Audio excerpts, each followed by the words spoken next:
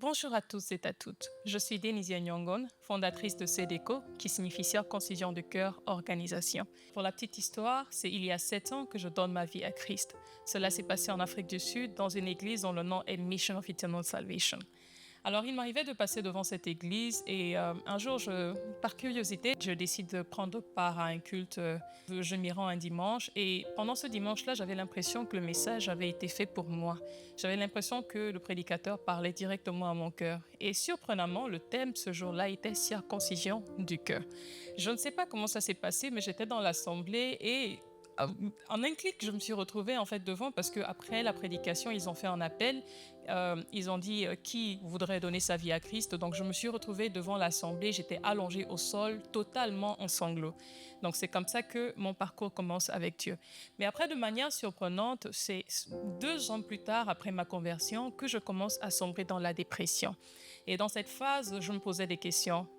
Je me posais des questions, je me disais, mais comment est-ce que Dieu permet à ce qu'une telle chose m'arrive? Parce que j'étais très engagée dans l'œuvre, j'étais très engagée dans ma marche avec le Seigneur. Je me disais, mais pourquoi Dieu permet que je vive une telle souffrance? Parce que Dieu, dans sa grandeur, il suffisait en fait qu'il me dise un mot et un seul mot pour que cette guérison en fait se fasse de manière immédiate. Donc je me disais, mais pourquoi moi? J'avais même à un moment donné honte de chanter à l'église parce que lorsqu'on chante à l'église, on proclame la grandeur de Dieu et du coup, j'avais l'impression que c'était totalement opposé à mes réalités. Et on a aussi cet idéalisme même de la conversion parce que lorsqu'on donne notre vie à Christ, on se dit que dès qu'on donne notre vie à Christ, tout devient parfait. Voilà, qu'on vit en fait une vie dans les nuages, pourtant c'est loin d'être cela. Donc ce n'est que des années plus tard que j'ai pris conscience que la circoncision est un processus progressif et non immédiat. Il faut du temps, un processus de maturation, un processus de guérison véritable et interne, avant qu'il ne se fasse refléter de manière extérieure. Alors il fallait que mon cœur soit guéri car je vivais une accumulation de plusieurs vécus qui m'ont fragilisé et ont laissé des marques. Ah oui, il arrive que lorsqu'on est autour des gens, on fasse l'effort de sourire. Tu dois faire un effort de montrer de l'énergie. Tu dégages quelque chose de positif. Pourtant, au-dedans de toi, tu as l'impression que tu es en train de te perdre, que tu es en train de perdre toutes tes forces. Tu as l'impression que personne ne t'aime. Tu as l'impression d'être seul au monde. Tu te dis, mais pourquoi moi? La douleur est si grande, si profonde. Je sais ce que ça fait. Je sais ce que c'est. Et dans cet état, on finit par voir Dieu comme étant un remède peu efficace. Et on décide de prendre les choses en main et de tout gérer de nous-mêmes. Pourtant, vouloir nous l'idée, c'est comme verser de l'essence dans du feu. Rien ne s'arrange, tout s'aggrave. Oh, la guérison est importante, la guérison est nécessaire. Alors, lorsqu'on parle de circoncision, on parle de renouvellement, d'amélioration, de guérison. Il y a un adage qui dit, c'est pas tant où on va qui est le plus important, mais plutôt ce qu'on devient en y allant. Alors, avant de développer, j'aimerais en fait nous emmener dans quelques définitions clés parce qu'il m'est arrivé de faire des recherches. Voilà, on est allé sur le Meta, on est allé sur Google, on a fait quelques recherches et ce sera intéressant de définir ce que c'est que la circoncision. On aura la définition du mot, on parlera des avantages et même des inconvénients de la circoncision. Alors, selon Google, la circoncision est l'excision totale ou partielle du prépuce. Elle peut être pratiquée pour des raisons religieuses telles que le judaïsme et l'islam, culturelles ou même médicales. Des avantages liés à la circoncision sont l'amélioration de l'hygiène pénienne, la prévention des maladies telles que le cancer, les MST et bien d'autres.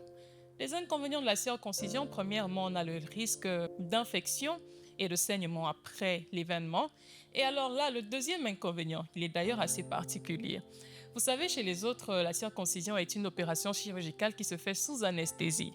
Mais chez nous, les légendes, les hommes d'ailleurs savent de quoi je parle. Ah oui, la circoncision est un processus douloureux.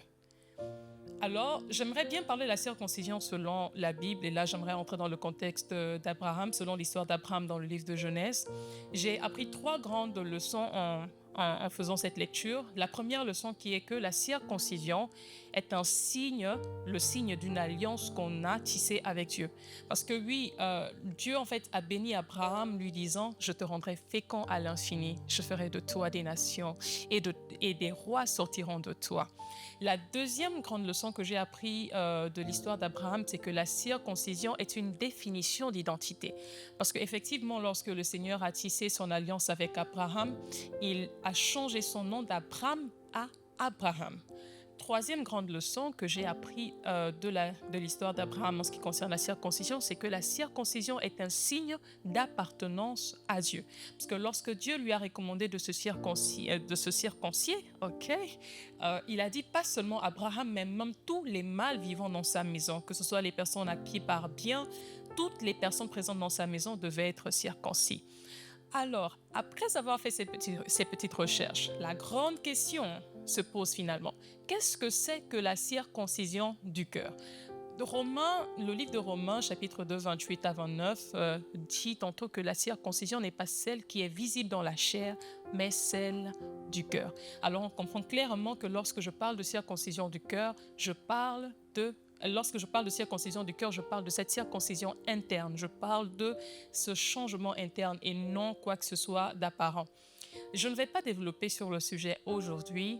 Ce thème-là, circoncision du cœur, sera l'objet de ma première vidéo officielle. Veuillez vous abonner, vous allez profiter de l'occasion, ok? On va en parler dans les détails. Donc ça, je garde cela à chaud. Maintenant, quelle est la vision de Cédéco? Quelle est la vision de circoncision du cœur organisation? Alors, le but à Cédéco est de guérir, d'apprendre à pardonner et d'apprendre à nous pardonner. Le but est de rebâtir sur les anciennes ruines ou même semer sur un champ nouveau. C'est peut-être le moment pour toi de guérir de ces traumas auxquels tu as pu faire face dans le passé, de guérir de cette déception. C'est peut-être le moment pour toi de retrouver ton identité, cette identité que tu as autrefois perdue. C'est peut-être le moment pour toi de guérir de cette douleur qui bat son plein chaque jour, qui te tourmente. Cette douleur qui ronge ton cœur et qui te prive de paix. C'est peut-être le moment pour toi, il n'est pas trop tard. Le but à Cédéco, c'est de nous réconcilier avec Dieu, mais surtout de nous réconcilier avec nous-mêmes, de passer d'un état brisé à un état béni. Je commence certainement cette œuvre pour une personne, et cette personne, c'est peut-être toi, ta sœur, ton ami ou même une connaissance. Alors, abonne-toi aux différentes pages de Cédéco sur Facebook, YouTube, Instagram et TikTok afin d'y suivre toutes les actualités. Je vous dis merci et à très bientôt.